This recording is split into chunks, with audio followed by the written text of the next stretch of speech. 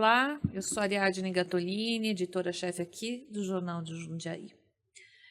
Nós estamos numa comemoração em junho do Junho Violeta. O que significa isso? É um mês de alerta à violência cometida contra idosos.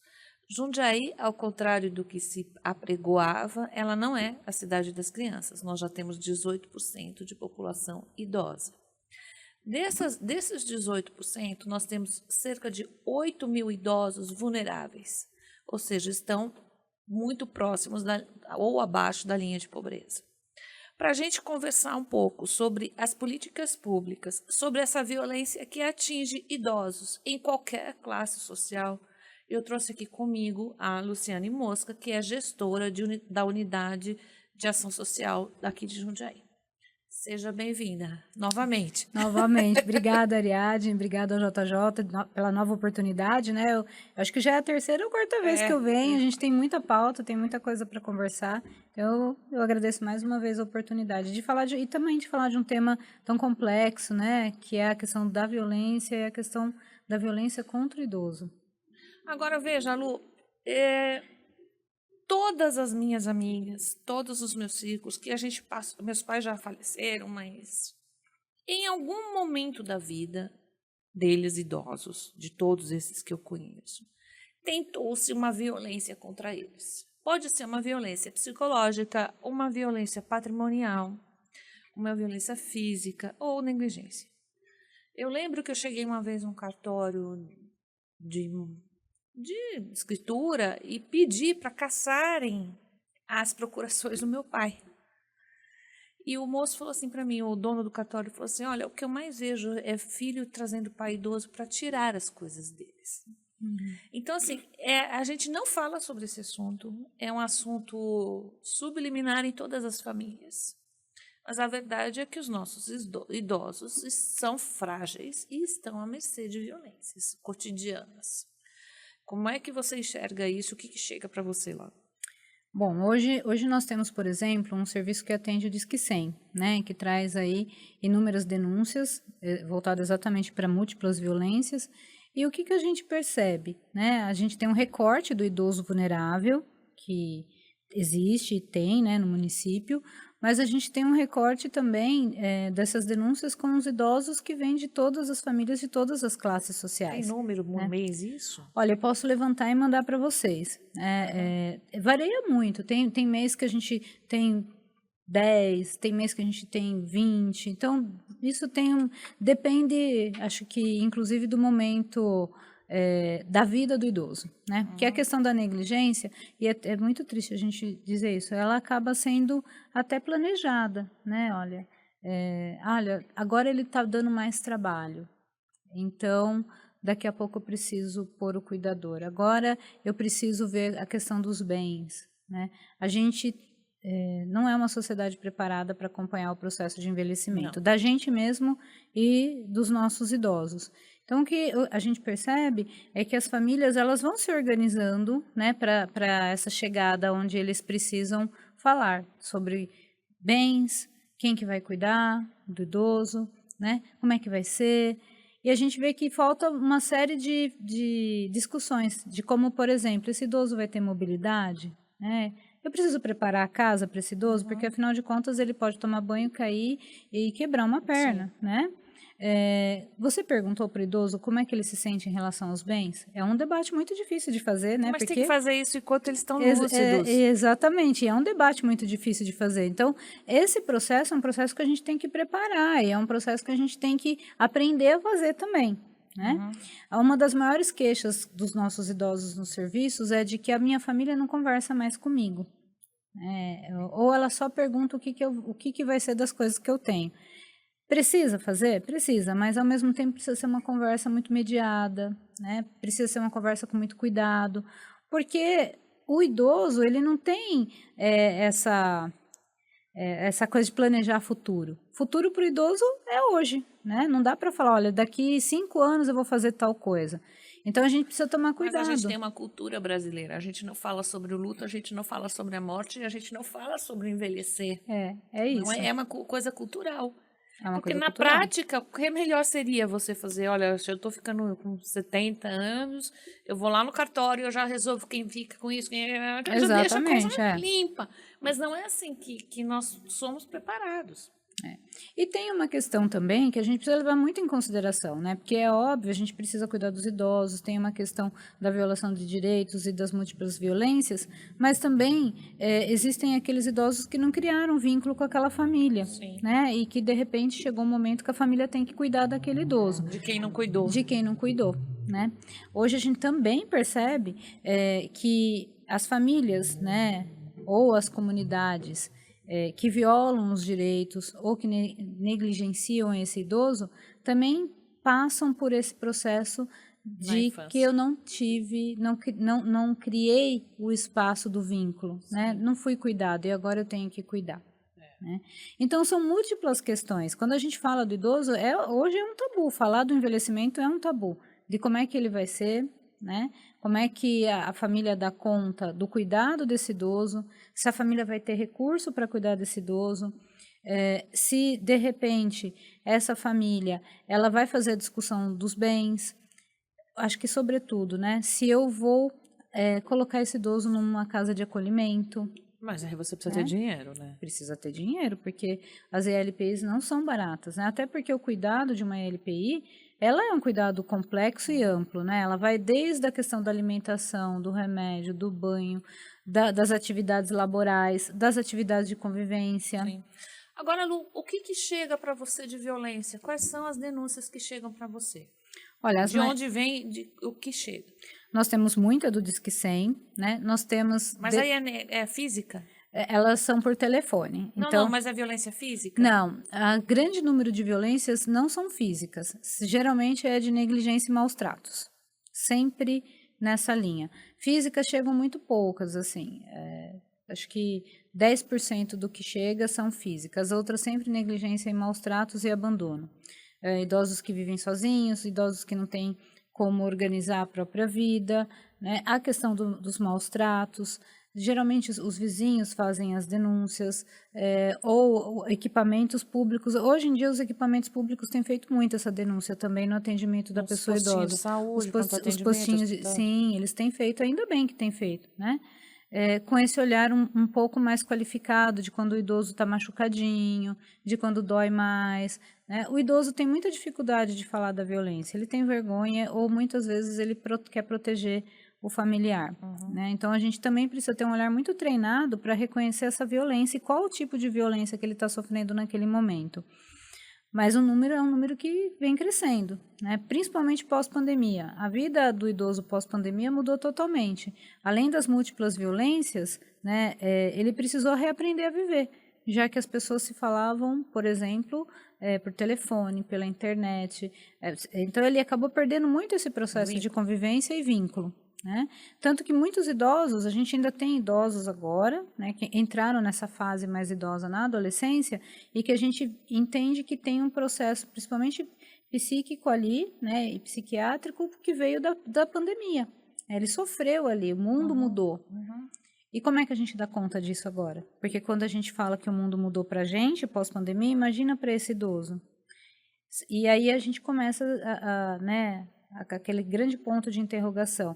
Quais são as políticas públicas que agora vão dar conta desse novo idoso? De uma cidade que vem envelhecendo. É isso que eu queria falar com você. Com esses 8 mil, na verdade, o seu público é 8 mil idosos, né? Vulneráveis. É uma média de 8 mil idosos vulneráveis. De onde a gente tira esse número? A gente tira esse número dos idosos que recebem BPC, tanto o BPC idoso, né? O do próprio CAD único, dos idosos que são referenciados.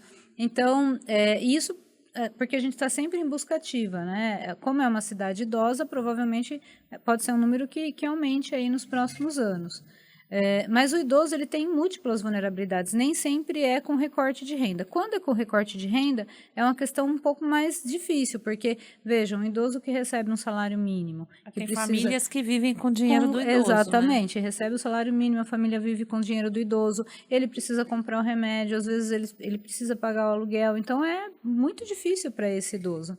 né, de como é que ele vai sobreviver. E tem muitos idosos que eu vejo nos núcleos cuidando de netos. Sim. Que os filhos são drogaditos, estão internados, estão para a rua e sobram as crianças para esses senhores. Eles assumem a responsabilidade familiar, né? Tanto o cuidado dos netos, dos próprios filhos, como o cuidado econômico da casa, financeiro. Né? No momento que é para ele estar curtindo a vida, né? Ou dele estar mesmo se preparando para essa questão do envelhecimento.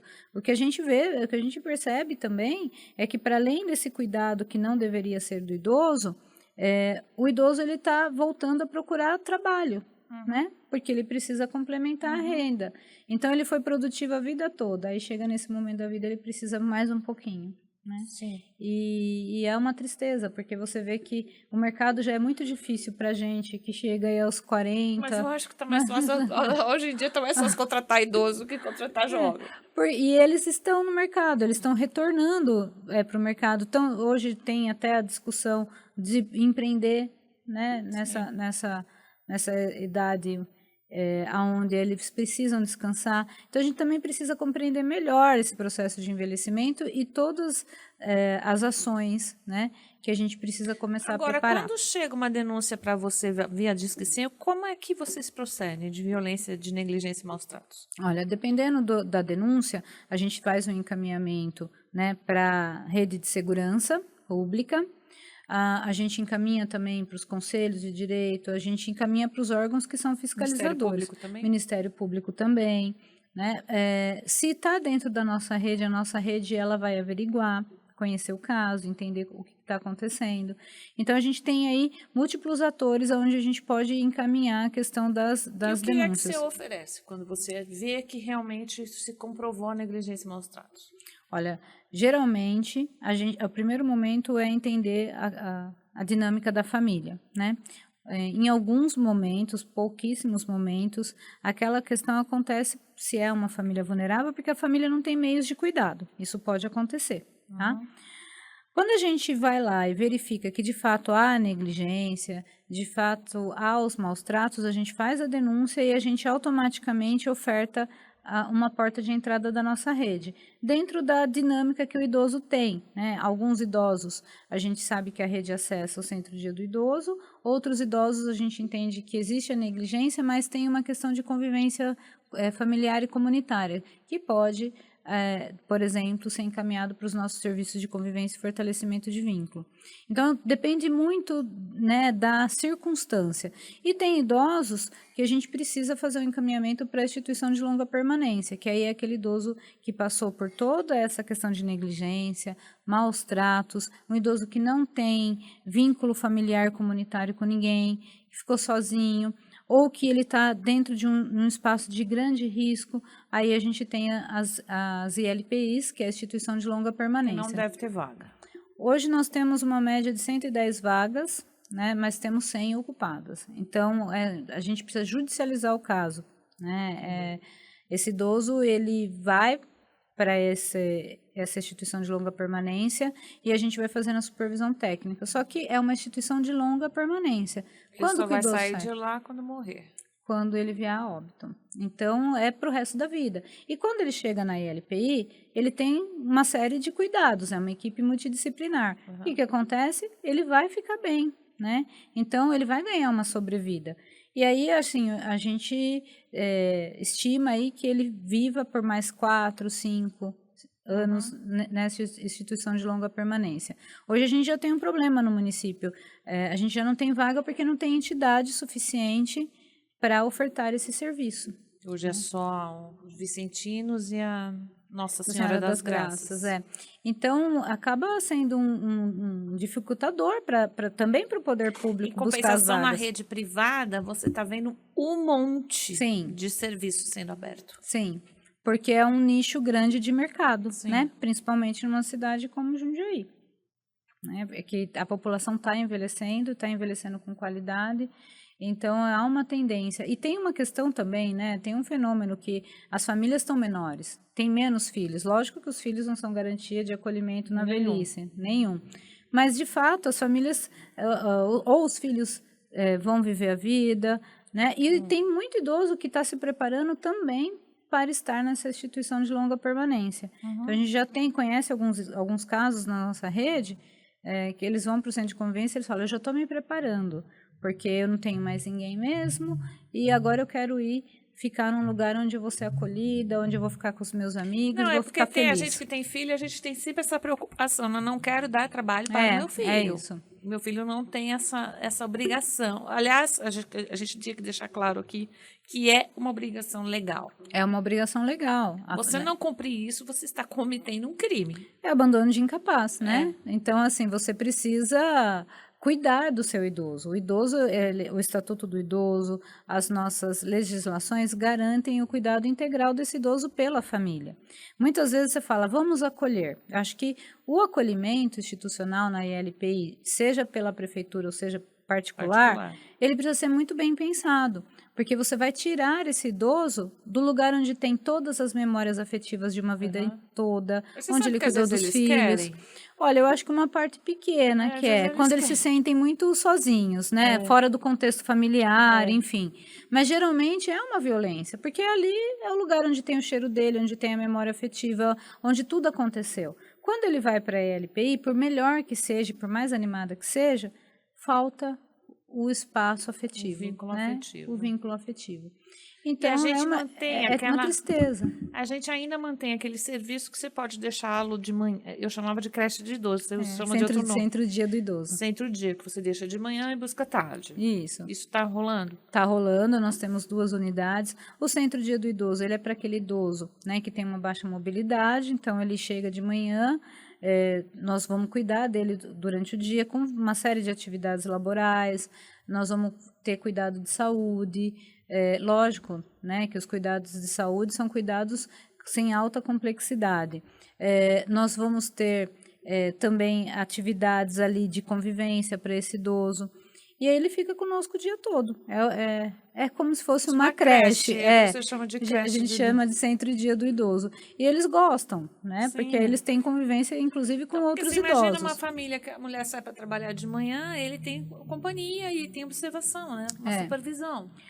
Mas é importante falar que essa vaga também, ela tem critérios, né? Geralmente é aquela família que não tem condições de pagar uma ILPI, que só tem uma pessoa que trabalha, então se ela trabalha para subsistência familiar, então existem critérios também para acolhimento nos centros dias do idoso. Essas unidades são unidades que a gente precisa prever para um futuro próximo, para ampliar, porque é óbvio, né? Quanto mais idoso, mais serviços a gente precisa implantar no município. O Centro Dia do Idoso, ele atua na média complexidade, né? Para que não haja violação de direito, para que aquele idoso fique protegido. E a ILPI, quando os direitos já foram violados, quando tem alguma violência instaurada. E os centros de convivência e os grupos dos CRAS, por exemplo, dos idosos que frequentam os CRAS, sempre vão trabalhar de forma preventiva, no sentido de organizar a vida, né, dentro do território, fortalecendo os vínculos familiares, comunitários, o vínculo entre eles, mas, sobretudo, de trabalhar a melhora de vida, da qualidade de vida, na relação com o próprio idoso no território. E a gente tem tido aí uma experiência muito bacana. A gente estava conversando sobre isso antes, né? Que eu percebo, às vezes, quando eu estou no hospital público, vou visitar um hospital público e tal, eu vejo que o acolhimento. Às vezes você está internada, ninguém nem está sabendo que você está internada, né? Mas lá não. Eles trazem, vem, o vizinho quer ver, o sobrinho vem. Eu acho que, por incrível que pareça, algumas relações, a maioria das vezes, a relação afetiva está preservada. Eu acho que o idoso ele traz muito isso, né? O tempo é sempre o melhor remédio, né? A gente vai tendo uma maturidade e a gente vai tendo um processo afetivo muito maior. Então, é isso que a gente percebe no hospital. Eles têm sempre algo para dar. Mas isso na classe baixa, até na classe média eu já não sinto. Eu acho que os idosos, né, que estão dentro ali de espaços mais vulneráveis, com recorte de renda, vivem mais na comunidade. Né? E eu acho que eles têm muito essa questão de eu vou te ajudar, porque alguém também me ajuda. Né? Acho que a lógica da solidariedade sempre está dentro desse público específico. Porque é isso, né? Às vezes, para o dia a dia, para sobreviver, ele precisa ajudar e ser ajudado. Então, é uma lógica... É uma dinâmica mais solidária. E eu acho que é muito bacana, porque em alguns momentos o Estado não está, a família não está.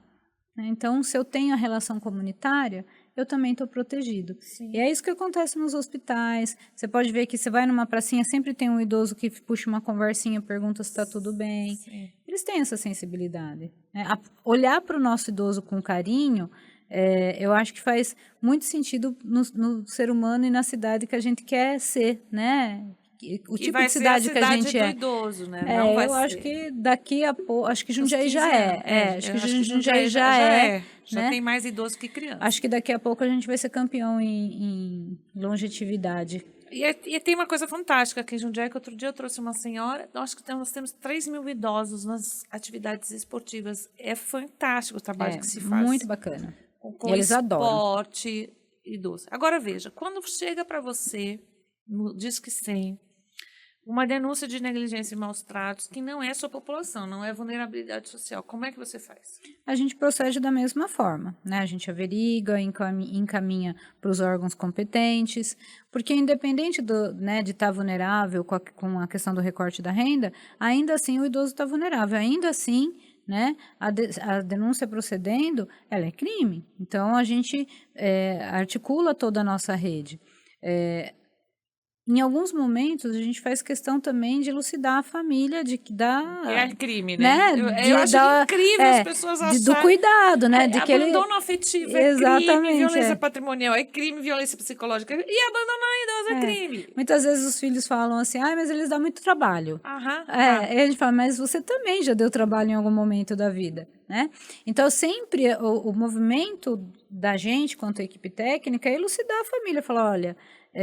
você precisa cuidar dele, né? Sim, a família existe, a família tem condições de cuidado, então você precisa cuidar. Quando não tem o vínculo familiar, a gente tenta entender as duas partes, mas não livrar a família do cuidado, porque sim, precisa cuidar desse idoso. Nem que você terceirize o cuidado, exatamente. né? Terceirize o cuidado, paga um cuidador, faz alguma coisa, exatamente. você tem obrigação. E assim, o idoso, ele dá trabalho? Ele dá trabalho, todo mundo dá trabalho, né? Dentro das suas faixas etárias. Eles vão ficando teimosos, né? E porque assim, né, acho que tem toda uma questão saudosista, tem também a questão das doenças cognitivas. Não, tem a questão que você não aceita que você tá idoso, né? Tem, e também que você chega num período da vida que você não tem muito saco para lidar com algumas coisas, né? Você fala, eles sempre falam pra gente, nesse momento da vida... Eu não quero mais saber, né? Então, assim, e eu acho que é bem verdade mesmo, né? A gente vai envelhecendo também, muita coisa você não vai aceitando mais. O idoso tem isso. Então, é claro que é mais difícil do cuidar do idoso. Numa casa, por exemplo, que não está preparada, fica mais difícil, porque é isso, né? Em casa tem vários perigos, é igual casa com criança pequena, que você tem que tampar tomada, que você tem que olhar a quina, que você não pode ter tapete, porque senão escorrega. Então, a família sempre acha que é pesado, né? Fala, mas olha, eu queria tanto pôr meu tapetinho, mas não dá, porque ele vai cair, vai tropeçar e vai cair. Isso é de menos. Né? Então, tem muita coisa. O próprio cuidado tem uma questão física, né? Porque muitas vezes o cuidado ele fica mais difícil, porque às vezes o idoso ele é maior do que o cuidador. Como é que faz? Né? Tem que ter um manejo, a gente aprende a cuidar e a manejar o idoso. Por isso que a gente precisa trazer a discussão da... Isso que a gente não falou de demência, de exatamente, Alzheimer, que é muito difícil, né? É muito difícil, porque você vai perdendo aquela pessoa que era sua parente, o seu pai, ele vai sumindo dali. Você passa a cuidar de um estranho. Tem muita dificuldade. Muita dificuldade. Processos. Porque os laços consanguíneos estão lá, os laços familiares também, né? Mas o lugar do afeto não está mais, porque ele não lembra mais. Então, a gente fica com saudade do que ele foi, não do que ele é. Eu acho que sempre é uma via de mão dupla, né? A questão do envelhecimento, ela é uma via de mão dupla. A gente precisa aprender a envelhecer, o idoso precisa também, né, se organizar para esse processo. a família também precisa se preparar, porque ele pode dar trabalho mesmo, né? Ele vai dar trabalho, não é que ele pode. Se ele envelhecer, ele vai dar trabalho. Eu penso sempre que se a gente tiver ação preventiva, né, esse trabalho diminui muito. Diminui. Porque um idoso com qualidade de vida, com uma boa mobilidade, né, bem mentalmente, ele tende a dar muito menos trabalho. Por isso que acho que hoje a gente precisa pensar no idoso nosso, dentro da nossa família, acho que com bastante responsabilidade. Se eu vou preparando esse processo preventivamente, ele vai dar menos trabalho. Não, é o que eu acho. Quando você está envelhecendo, você tem que tomar os seus... Eu falo sempre para meus filhos, eu não faço esporte por mim, eu faço por vocês. Porque eu não quero dar trabalho quando eu ficar mais velha do que eu já sou. Entendeu? Então, assim, você começa... eu acho que as mulheres pensam muito nisso, os homens não. Muito menos. Essa autorresponsabilização. Eu sou responsável pela minha saúde, eu não quero ficar diabética, então eu vou fazer dieta, eu vou fazer... Exatamente. E os caras fogem desse debate. E aí o envelhecer fica muito ruim. Fica muito ruim. E a gente, sem contar que hoje o envelhecer tá difícil, né? Porque hoje você vai, por exemplo, numa academia, você encontra idosos de 60, 70 anos, 80 super muito melhor do que a gente, né? Eu até brinco, falo, nossa, na hora de eu envelhecer que eu ia fazer crochê, eu vou ter que fazer crossfit. Vai ter que fazer crossfit, que então, é isso que a gente faz. Exatamente. Então, hoje o envelhecimento também está diferente. E aí eu acho que uma sociedade que vai se preparando, né? Eu estou me preparando também para quando chegar o meu momento, eu acho que envelhece mais saudável, de fato, envelhece mais saudável. Eu acho que a gente tem que discutir, né? Eu sempre coloco na mesa as questões, né? Eu não quero ser ressuscitada, eu não quero ser entubada, vai ser isso, a casa fica assim. Eu sempre falo muito aberto, eu tenho 2 filhos só, eu falo muito abertamente sobre essas questões. Se eu ficar com demência e não tiver cuidador, vai para não sei o que, já tem que deixar claro que tipo de cuidado você quer ter. E preparar seus filhos para isso. Né? Exatamente. E eu acho que, para além disso também, né? Porque assim, hoje, Ariadne, você consegue fazer esse debate. Será que todo idoso está preparado? Né? Porque acho que a gente que está com 50, a gente consegue, mas o cara que já está com 70 nunca foi preparado para discutir sobre isso. Né? Um idoso que viveu a vida inteira, trabalhou, ele não conseguiu parar, ele trabalhou, ele envelheceu e parou de trabalhar. Aí ele fica doente. Então, a gente hoje tem que abrir. Eu acho super importante quando você traz esse assunto aqui no podcast, para que as pessoas comecem a refletir e pensar nesse processo de envelhecimento. Porque daqui a pouco a gente piscou, a vida passou. Né? E a gente não aprendeu a envelhecer, a gente não trilhou o caminho do envelhecimento. Porque a gente está fazendo harmonização facial para ficar cada dia mais a gente tenta, né? Mas eu acho que é um debate importante. É importante com a família e com a sociedade. Vai ficar velho. E todo mundo tem. Eu já tive pais idosos, agora eu já não tenho mais, agora meus tios estão indo. Então, assim, cada família, a gente sabe o que cada primo está passando, porque já passou por isso. Exatamente. Né? E aí você vai lá dar um apoio e tal, mas assim, essas discussões têm que ser feitas, porque quando elas não têm umas relações, a relação não está clara, a relação jurídica, né, e econômica, social, fica muito mais difícil. É onde gera o conflito, né? Então, acho que é exatamente o que você falou, se preparar para o processo de envelhecimento, preparar a família juridicamente para isso, blindar o patrimônio, o seu patrimônio. Exato, deixar muito claro o que você quer que seja feito, né? E procurar envelhecer da melhor forma possível e da forma mais segura possível também, né? Sabendo que nós temos uma parte da população que vai envelhecer com privilégios e outra parte da população que vai envelhecer sem privilégio nenhum. Sim. Então, acho que também é uma reflexão que a gente precisa fazer daqui para frente. Beleza. Nós estamos finalizando, acho que vai ser o nosso primeiro debate desse movimento de violência de idoso nesse mês de junho. Vou preparar aqui para vocês um outro encontro sobre o crime, sobre a defesa, o estatuto do idoso. Acabei de pensar e vou preparar para vocês. E siga-nos, porque se a gente falar, se a gente elucidar o tema, fica muito mais fácil a gente cuidar um dos outros. jj.com.br. Até mais.